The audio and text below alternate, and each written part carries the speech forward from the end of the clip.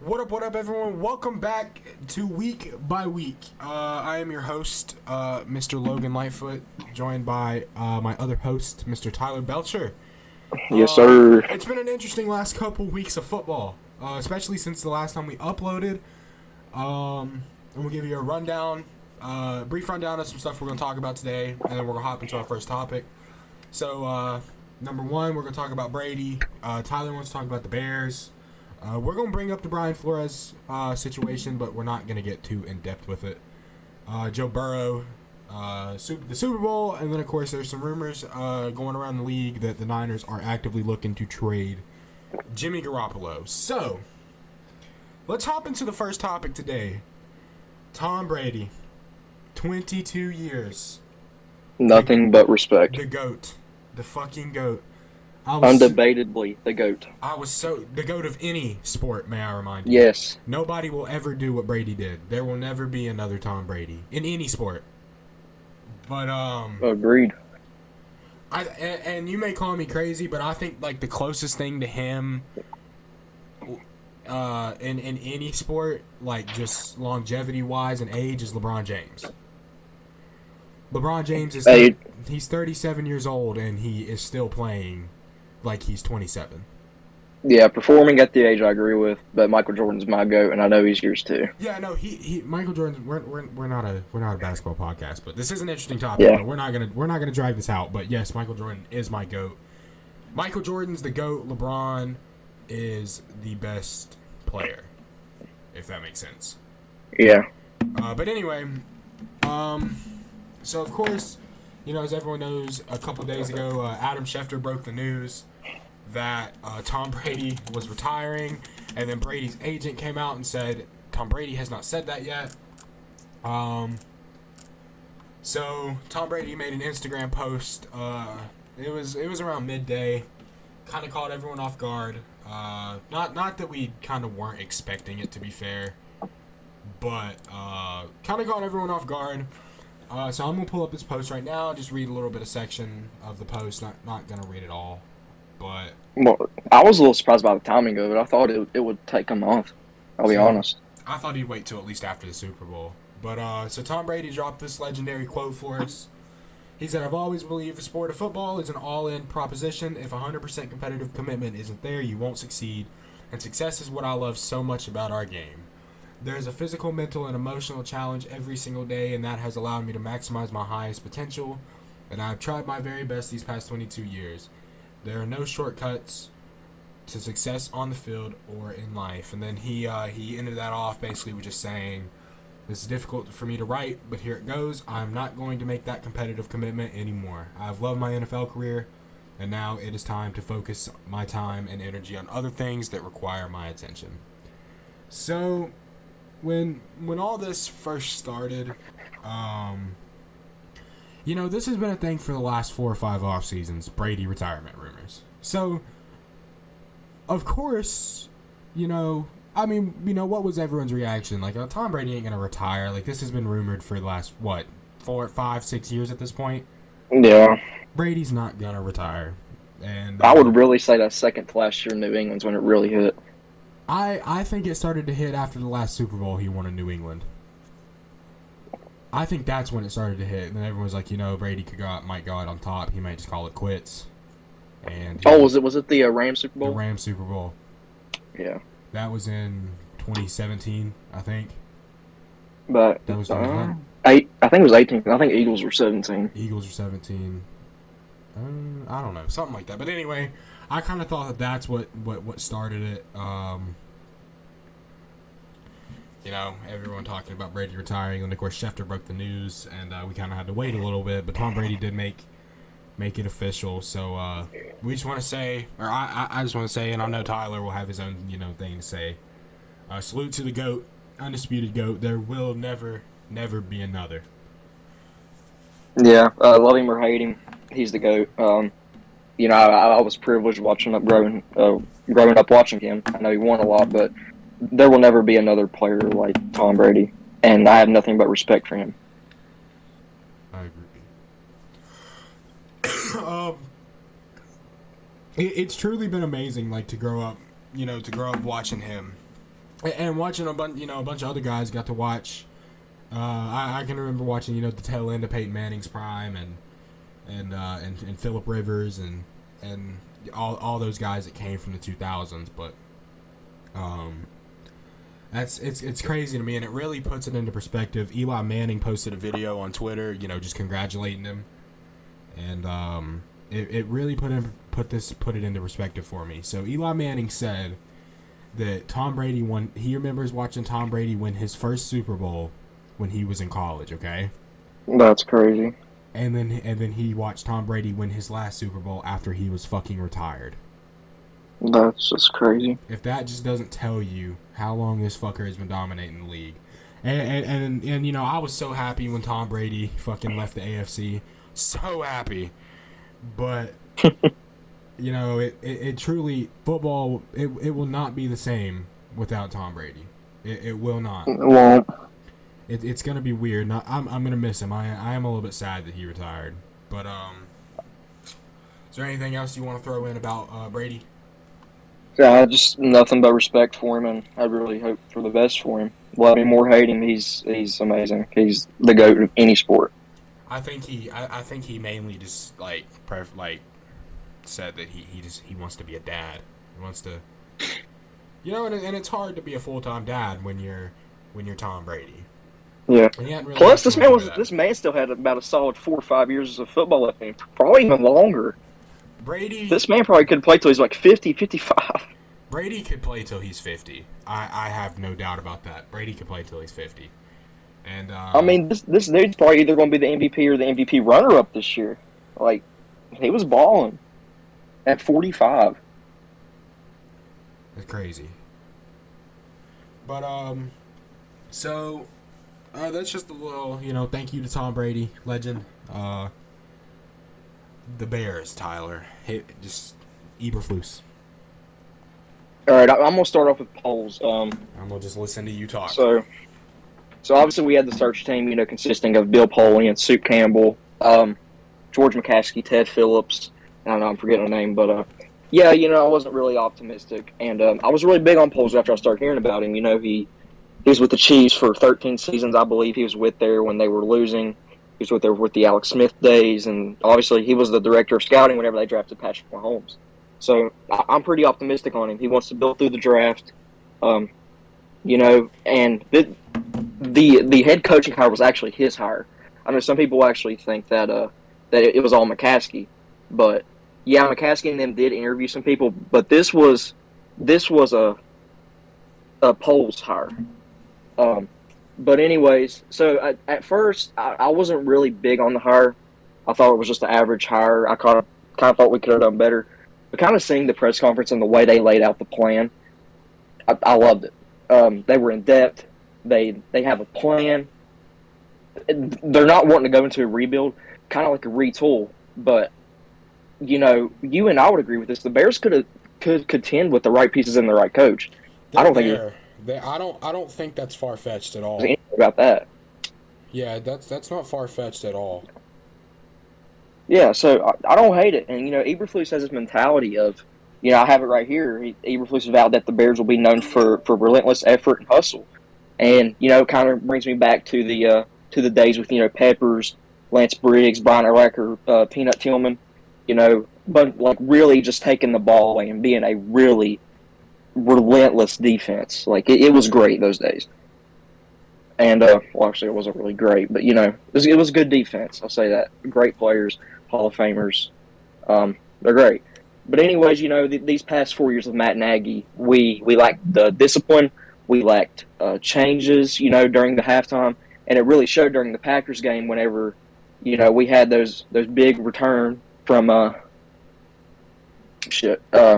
Grant, and we had like the 47-yard touchdown to Grant and Demir Bird, and we kind of saw what the speed could do on this team. We got in the halftime. Green Bay's a well-coached team. I know as much as I hate them, they are a well-coached team. They made all the adjustments, came back, whooped our ass. And I think Eberflus is miles better than Matt Nagy. I'll say that. And he's, I just love the plan that they laid out. They have what they want in mind. They want to build through the draft. They want to be consistent in free agency, but not go spend all the big dollars. I love it. I think it's a good hire. I would give it about a B plus. Ryan Poles is an A for me. And we signed Luke Getsy, the Packers passing coordinator, as our offensive coordinator. And, I'll be completely honest. I'm not the biggest fan of it, and you'll probably think it's because he's from Green Bay, and it's actually not. It's just the fact that there's just too much unknown, and he had one of the most skilled quarterbacks of all time, Aaron Rodgers. I just have a lot of questions, but I'll just have to see how he operates. And one more thing is we're actually interviewing Joe Brady for the quarterback coach, and I'll tell you this, I'll absolutely love it. Joe Brady obviously was with Joe Burrow at his LSU days. And Burrow has gave him credit for the player he is today, and I just think Brady would be a hell of a candidate to get this job. Like he's well respected around the league. His days in Carolina, it really wasn't fair. I'll say that his play calling, it was whatever. But you also got to think he had Sam Darnold, P.J. Walker, Cam Newton, and I know I'm missing another name, but that's just he didn't really have a fair shot, but. Enough with this ranting.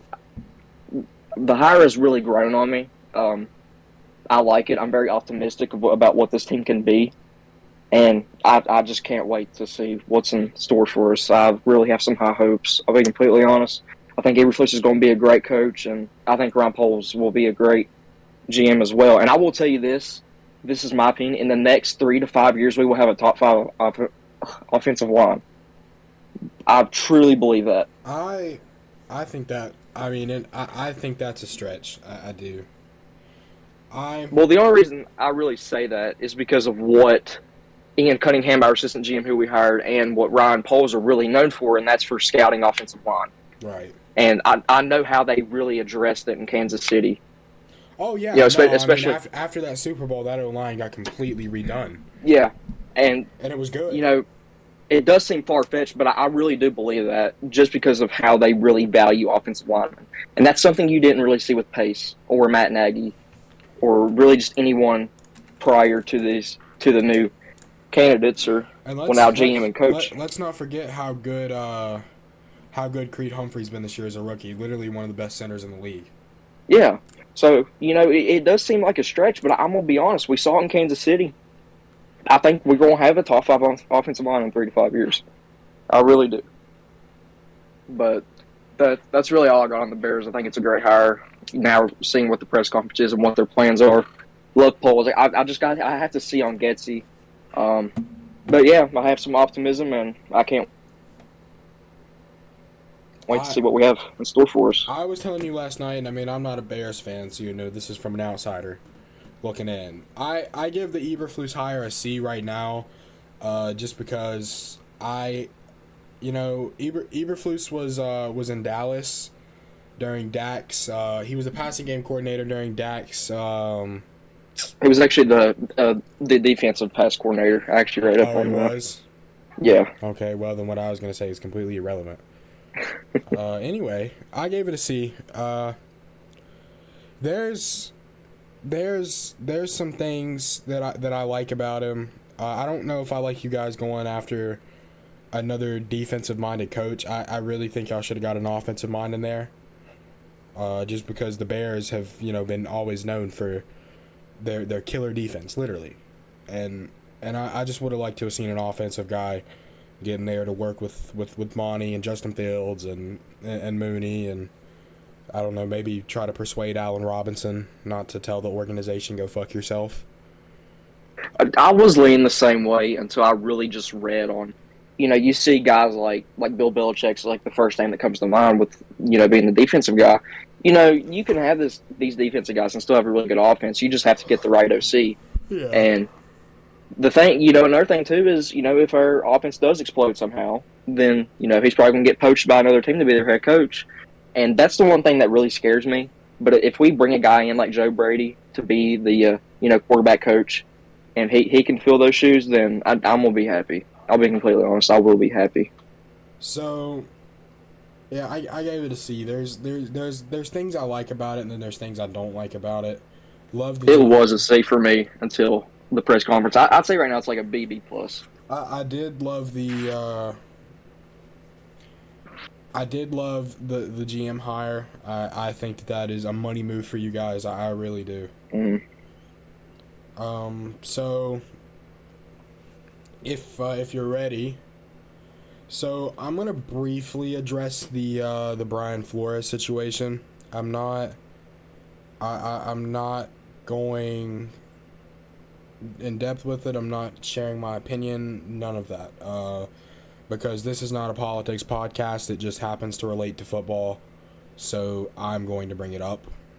So if you don't know already, Brian Flores is suing the NFL, the New York Giants, the Denver Broncos, and the Miami Dolphins. Now, there is only one thing that I will say about this. So basically what Flores is saying is due to racial, inequality, that he was not chosen for the Giants job, and he's also claiming that the Dolphins owner Stephen Ross owed him $100K per loss during the 2019 season, and Ross would get mad when the Dolphins kept winning. And the NFL did come out with a response. They said that we will defend these claims, which are without merit, which I'm pretty sure... I'm not a law guy, but I'm pretty sure that just basically means, like, they're baseless claims, in a sense. So, I don't know. That's that. Like I said, I'm not going in depth on it. I'm not sharing my opinion. That's just the situation, and... when something else comes out, we will update on it. I don't know if there's anything you want to say about it. No, you pretty much covered everything. I really don't want to get into it because of obviously we have our opinions on it, but we just feel for the sake of the podcast and avoiding politics and all that. We don't want to share our opinions. But so moving on from the Brian Flores situation. Joe SHIESTY. Joe motherfucking Burrow, baby. Bro. Joe Burrow, in his second year, is going to a fucking Super Bowl. It's crazy to really think about what the Bengals were 2 years ago and what they are today. If you would have told me, after Joe Burrow tore his ACL last year, that he would come back and lead the fucking Bengals to a Super Bowl. Bro, He's ridiculous. Yeah. And I mean, of course, it's not just him. That offense was really clicking this year. And then the D-line was really good at getting pressure this year. Trey Hendrickson was amazing this year. He was top. Actually, I'm pretty sure he was top 2 in pressures this year. Finished right behind Max Crosby. Logan Wilson also. He had a really good year. Logan Wilson was good. I love that linebacker duo of Logan Wilson and Jermaine Pratt. It's young. Yeah, I love it. I think Pratt's widely underrated. And I still think Von Bell is one of the most underrated safeties in the league. That you talk about Mike Hilton. Bro, Mike Hilton has been lights out this playoffs. He's been lights out. He was lights out against Tennessee. He's been lights out against, he was lights out against Oakland. He was lights out against Kansas City. Mike Hilton has been a monster this playoffs. He is truly a man on a mission. And Jesse Bates. You can't forget about Jesse Bates, one of the most underrated safeties in the NFL. I think he's top 5. I agree. He's top 5. Eli Apple has been kind of a clown on Twitter. I don't know if you've seen. Yeah. Listen, now I'll give him his credit. Eli Apple has had moments this playoffs. It's kind of like the moment, like what he should have been when he was drafted, and he obviously just kind of busted. He had a really good. He made 2 plays that I really liked. Of course, the second half, before halftime, he made the tackle that stopped Tyreek from getting in the end zone, which was big because that was key. If the Chiefs would have scored before the half, that I don't know if the Bengals come back. You may have even could have said that play right there was the turning point in the game. That's when all the momentum really shifted to Cincinnati. Was whenever that play happened. And then he held Tyreek Hill with no catches in the second half. Yeah. That's. But he did drop that key pick. But, they did end up winning the game. But, you got to have those. Mm-hmm. I pulled up his PFF. I hate going by PFF, but it kind of just like gives me a little bit of insight on what his season was like, not by the grade, but just like tackles, picks, that type of thing. He was, he had 66 targets his way. He ended up with 2 picks, 40 tackles, and only allowed 39 receptions. Decent year, I would have to say, especially for what he was. He definitely wasn't bad. But Tyreek was held to 0 catches in the second half, and that was primarily done by Eli Apple. So he's talking his shit. Give him his credit. He's had some really big moments this playoffs and even this season. Yeah. If there is anyone that wants to know the grade, or you in particular, it is a 61, which it isn't bad. But if anyone just wanted to know the grade, that's what it is. So is he playing on the outside, or is he playing like primarily nickel? He's outside, and Mike Hilton's been slot. That's what I thought, but because when Mike Hilton made that play on Tannehill off that screen pass, he came from the nickel and made that play. Yeah, they might be swapping, because I know Mike Hilton played outside for Pittsburgh for a good bit. Yeah, because he was forced to. Yeah.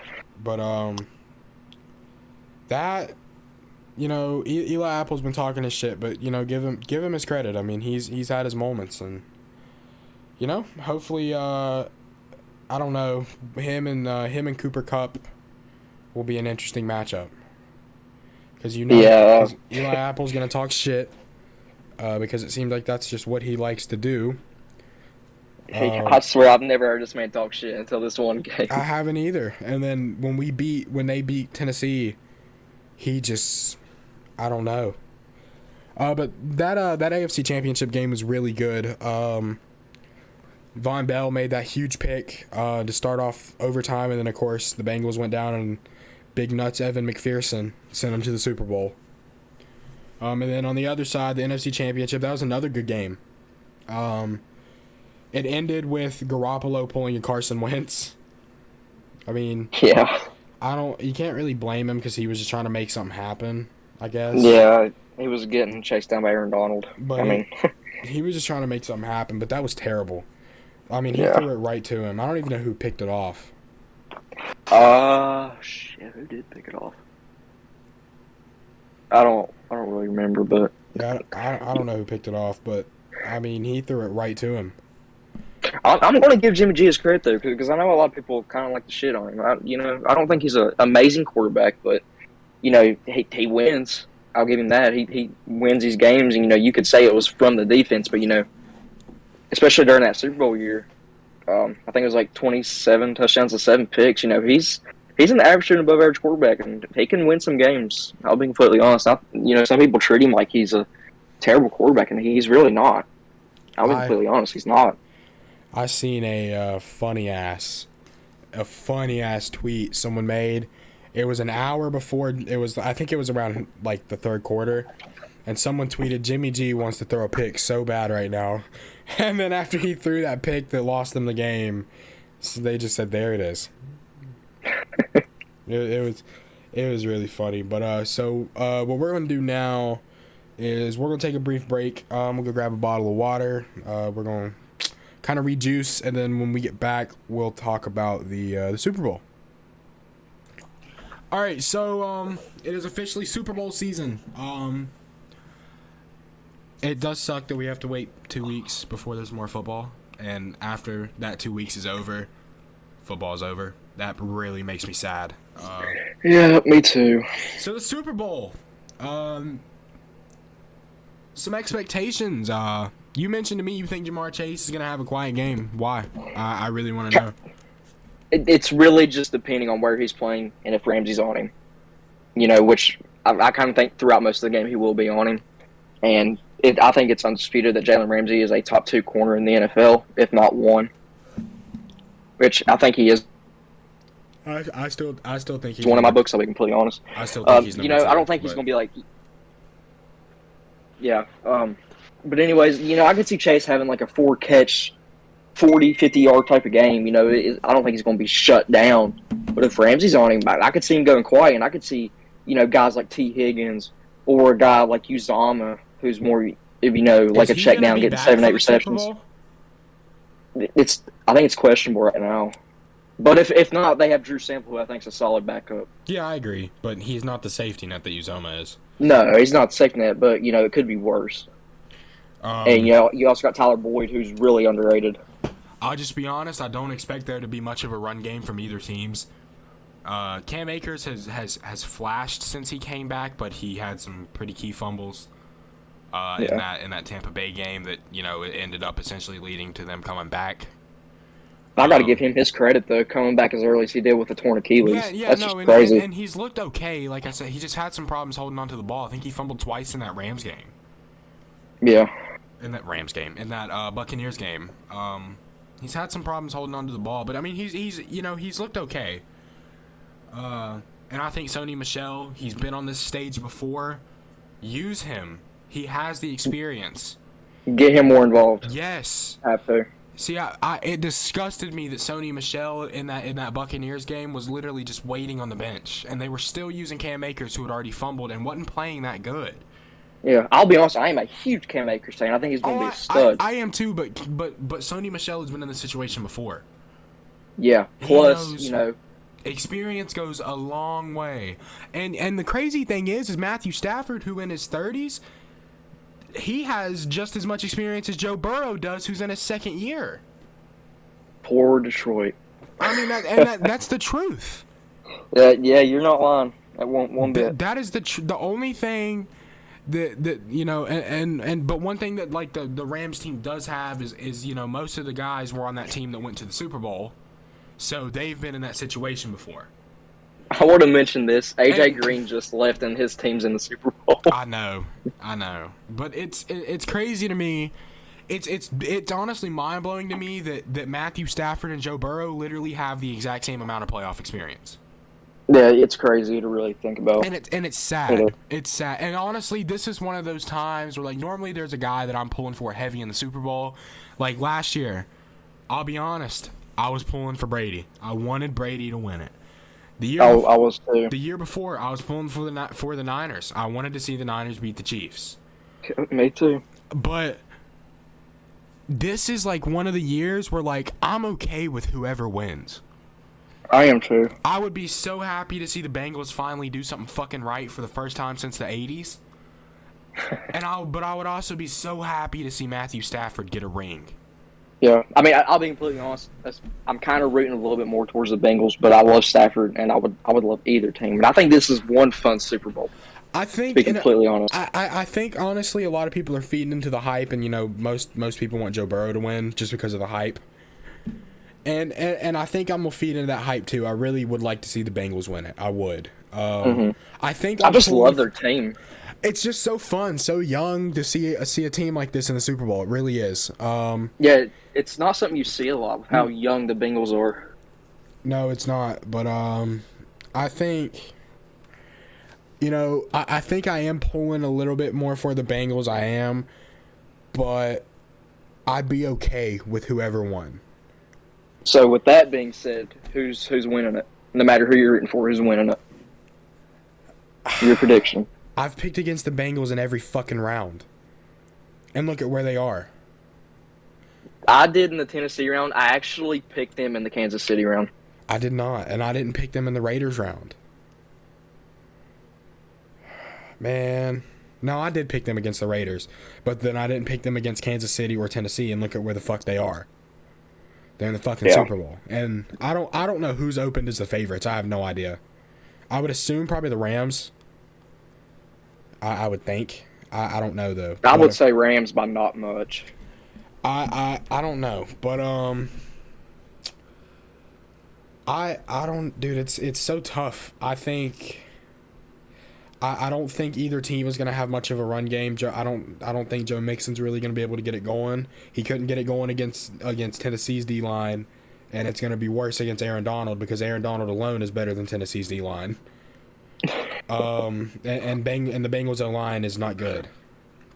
Hey, I want to give props though to Big Jeff down there in Tennessee. He's a monster. He is. But I don't know. I don't think either team is going to have much of a run game. I think Cooper Kupp is honestly going to have a field day. I really do.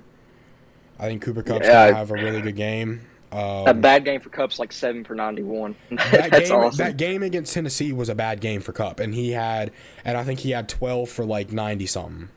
That's crazy. But I mean, realistically, that's actually not an amazing game because it's like yeah, he had 90, 100 yards, but he also did it on 13 fucking catches. Yeah, I mean, 90 yards is still really good in the game. But, Oh yeah, no, it is. But 13 catches, that's a lot of catches. yeah. But I don't know. I think it shows that they didn't stop him from catching the ball. They stopped him from making the big plays after he catches the ball. I think that's what it shows. And honestly, I think that's all you can really hope to do with Cooper Kupp. I'm serious. Yeah. You're not going to stop him from catching it. You're not going to shut him down. You just got to stop the big plays. And I think that's another key with Jamar Chase. You can let him catch the ball. Just stop the fucking catch and runs. Because he's so good. He's all about them big plays, man. I have never seen a rookie receiver, or even a receiver, a receiver in general for that matter, as good as making that first step as that fucker. Yeah. Like he's so good at making that first step. I don't get it. And people were really dissing on him in the preseason for having a couple drops. Like, yeah, that's ass. But yeah, I think it's hard to pick against the Bengals because I picked against them the last 2 fucking rounds. Yeah. I think I'm gonna pick the Rams though. I'm gonna take the Rams 28-25, 28-24. And the divisional round and the conference championships were amazing, by the way. This playoffs has been so beautiful. This has been a really fun NFL season. It has. This has been one of my favorite playoffs in recent years. Oh yeah. It feels like every game was somewhat competitive, unless there's one I'm not thinking about. But that Bills and Patriots game, that was bad. Yeah, but that was bad. But every game, I got a question before you make your prediction. I say Rams 28-24, but before you make your prediction, what do you think the best game so far has been?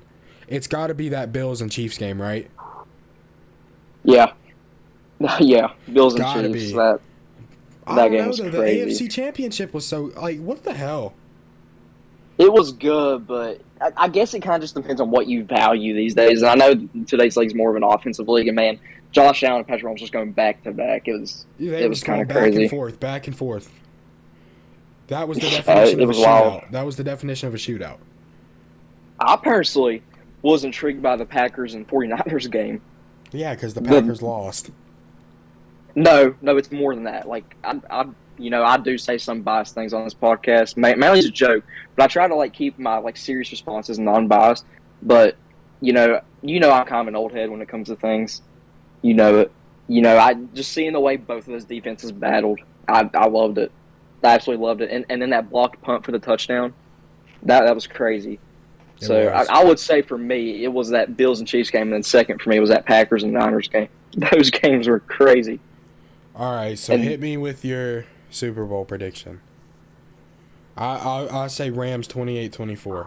See, a part of me's wanting to go with the experience, but it seems like experience just doesn't matter with fucking Joe Shiesty. No, it doesn't. It literally, bro. A lot of people are comparing him to Tom Brady, like just a young Tom Brady. I wouldn't go that far. But I think it's the mentality. Like, he doesn't give a fuck. He doesn't. Yeah, mentality I could see. God, it's tough because, both teams are great. But I'm going to give the advantage to the Rams. I hate to interrupt you, but John Harbaugh told a Michigan 5-star commit that if an NFL opportunity came along, he was for sure taking it. Really? Yeah. I just read he's probably going to be the Vikings' next head coach. Well, that's what I just said. Oh. He told Harbaugh told a 5-star commit that if an NFL opportunity came along, he was taking it. Oh, okay. I heard it wrong. So that's just some breaking news, live news from the podcast. But anyway, what's your prediction? So, I'm going to go a little bit of high scoring. It's not necessarily high. Like the Bills and the Chiefs. I'm going to go a 1-point game. I'm going to go 31-30 Rams. It just makes so much sense for this to be a good Super Bowl after the way this playoffs has been. And I'm going to say it's going to be a Matt Stafford to Cooper Kupp 20-second touchdown to win the game. You really think so? I think it's going to come down to whoever has the ball last. I really do. Yeah, both offenses are electric, but the Rams have the edge on defense. I'm just going to give it to the Rams. But, it's really tough. It's tough, to be completely honest. So I haven't really. oh, sorry. What were you saying? I was just saying that, it just feels like it's been a minute since we really had a Super Bowl like this. Oh yeah, no, this is awesome. NFL fans are eating this up. Yeah, it's awesome. It's awesome to see a young team like the Bengals and a second-year quarterback coming off a torn ACL to lead his team to the fucking Super Bowl. Yeah, and 2 years ago being the worst team in the league. It was one thing for him to lead him to the playoffs. Then the Super Bowl?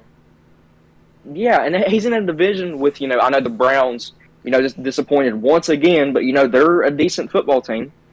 The Ravens are a good football team. I know they were racked up with injuries, but they are a good football team. I know you'd agree with that. Yeah. And, the Steelers are decent, too. It wasn't a bad division. They're still competitive. You can't just write the Steelers off. Yeah.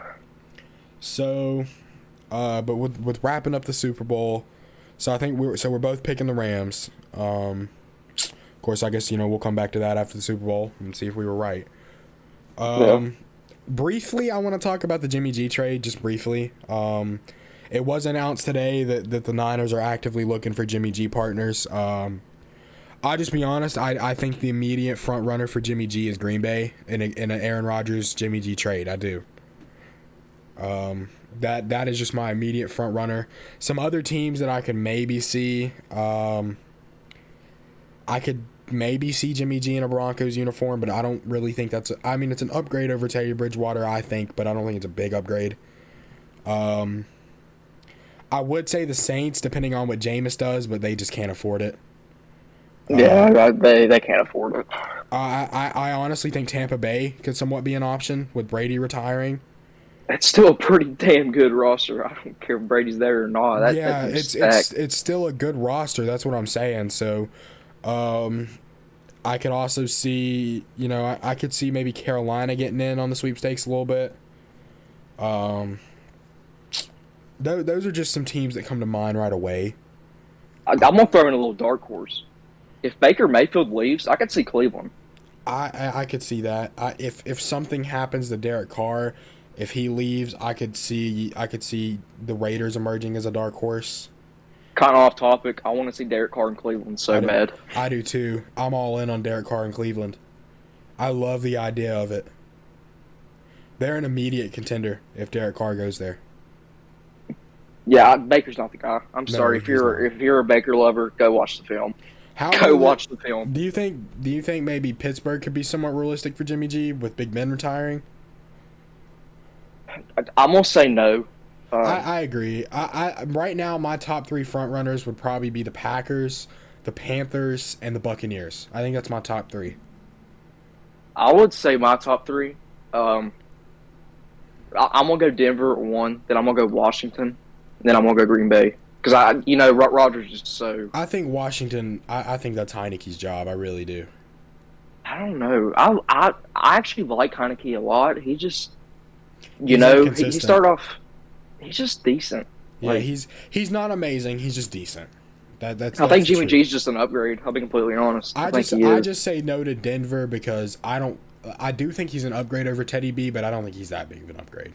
Yeah, I would say if you threw Garoppolo on that team this year, they probably would have won 1 or 2 more games. It wouldn't be that more significant. It really wouldn't. My top 3 right now would be Packers number 1, Panthers 2nd, and Buccaneers 3rd. Because I'll be honest, I don't want to see a season of Kyle Trask with that good-ass roster. I don't. I don't. If y'all don't know, me and Logan are not fans of Kyle Trask. We're not. I don't. I watched so much film on him last year. I would say him and then probably Christian Darrisaw were probably the ones I really dug into because I really just wanted to see more on him. I hated everything I saw from Kyle Trask. Yeah, he's not the guy. I mean, maybe he picked up a couple things from Brady. I don't know. But, so, with 40 minutes, we're 40 minutes in. Do you want to, do the game? Yeah, I'm down for it. So, if y'all really like this, let us know because we really enjoy doing this. Yeah, it was fun. We did it last night for a good hour, maybe more. Yeah, no, it was a solid 2 hours. It was. The premise of the game is basically we're going to name a player, and the other person has to guess it, or a team. But you do it by college. So, like, for instance, if you do, the Titans, you're not going to say you're doing the Titans or the players' names. What you're going to say is that their quarterback went to Texas A&M. Their running back went to Alabama. Their pass rusher, their outside linebacker, went to Boston College. And then you just have to guess. Then it's like, if you do a player, you would say, you wouldn't say the player's name. You would say, Matthew Stafford, Georgia, 2005, 2009. You wouldn't say Matthew Stafford. You would say this player went Georgia, 2005, 2009. Detroit Lions, 2009, 2021.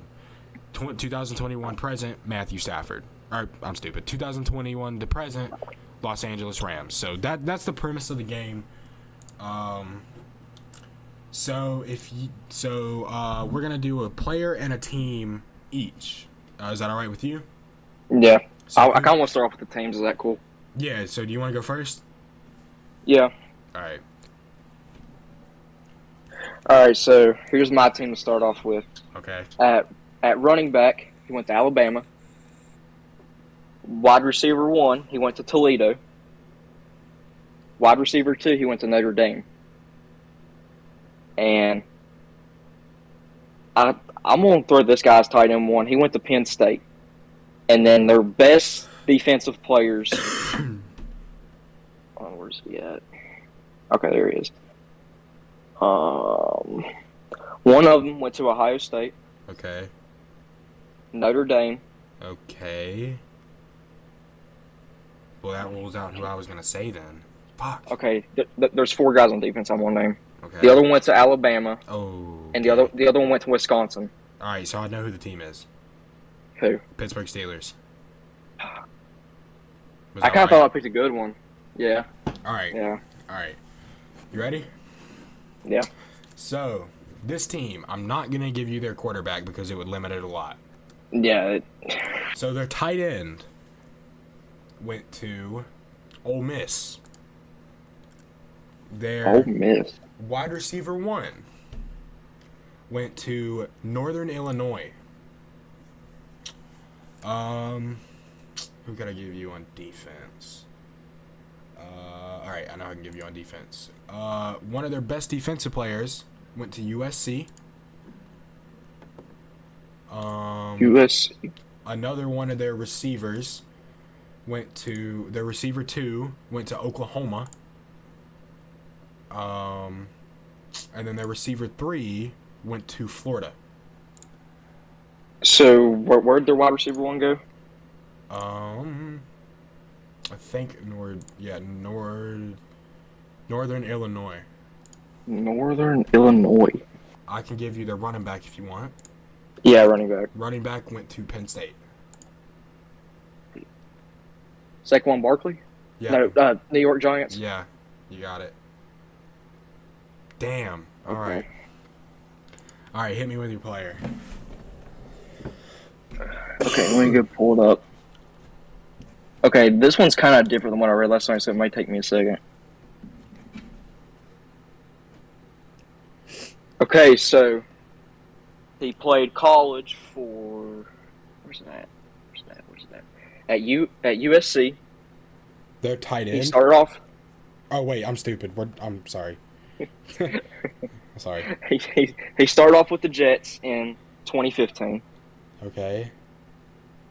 He also played for the Jets in 16. Yeah, this one's kind of different. It like goes in detail on every single season. So he played from the Jets from 15 to 18.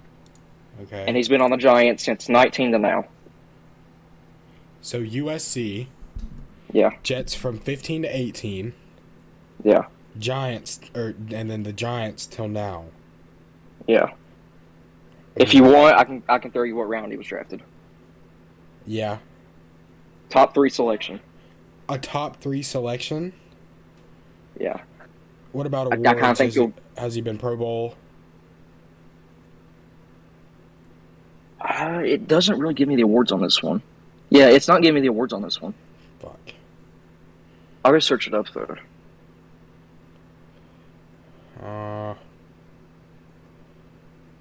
He's on the Giants now? Yep. He was a Pro Bowl in 16, All Rookie in 15, 2-time first team All Pac. Actually, that's that's college. But yeah, Pro Bowl in 16, and then All Rookie team in 15. USC. That's what I'm trying to think of. Top 3 selection. A top 3 selection.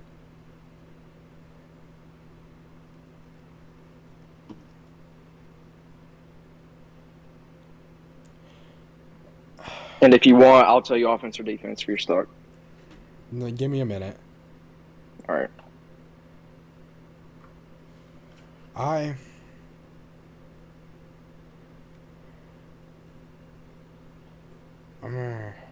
Give me offense or defense. Defense. Defense? I'm surprised you ain't got this. Why have I not? Because he's obviously good. I will tell you this. In my eyes, he's underrated. Leonard Williams? Yep. It is. Damn. That's a good one. I kind of thought you'd get it, but I know you've never talked about him really, so I kind of just wanted to see. All right. So, this guy, he played college at Kentucky. Okay. He was a Titan from 2014 to 2017, a Jet from 2018 to 2020, a Steeler in 2020, a Bronco in 2021, a Titan again in 2021, and a Bronco again in 2021. What the hell? He is currently a free agent. What round was he drafted? The 5th. 5th. Okay. He's never been an All-Pro, but at one point in his career, he was very, very solid. And you say he started his career off with who? Titans. Titans for 3 years, Jets for 2 years, and then the last 2 years he went Pittsburgh, Denver, Tennessee, Denver. And he played 3 years in Tennessee from 14-17? Yeah. He's never been an All-Pro, but he's just always... Williamson, Avery Williamson. Yes, Avery Williamson. Yeah. Because I remember the Jets and then back to the Titans. I'll be honest, the first person I was going to do was Blaine Gabbert. I probably wouldn't have got that, I'll be completely honest. But, I don't know. I thought Avery Williamson was a pretty good one. All right. For some reason, guys, I didn't get Steve McNair last night, but I did get everyone else. So I will take credit for that. Steve McNair, that was bad. That was bad. I had a brain fart. Listen, so he told me like what was it, like 235. You said? Yeah. And I thought he was like 20 pounds bigger. I thought he was a big quarterback. I'll be completely honest. I told him, I was like, you're going to feel so stupid. And you said, who is it? I said, Steve McNair. And you said, oh my God. Because I said he was an MVP. And you were like, what? Yeah. Hey, I'm just glad I got the other ones, though. So it made up for it. Yeah, no, you got it. But, all right, guys. Thank you all for watching. We'll catch y'all next time. One more thing. We also started TikTok. So if y'all want to go check that out, follow the TikTok. It's at WeekByWeek NFL, I think. Or if you're able to, we can try to put a link in the description if we can. Go follow that. We also do have a Twitter. Yeah, I can put a link in the description. Okay. I'll link it in the description. We also do have a Twitter, WeekByWeek NFL. Go give it a follow. And with all that being said, Thank you all for watching. Stay safe. Don't do drugs, or do. I don't really care. Have a good one.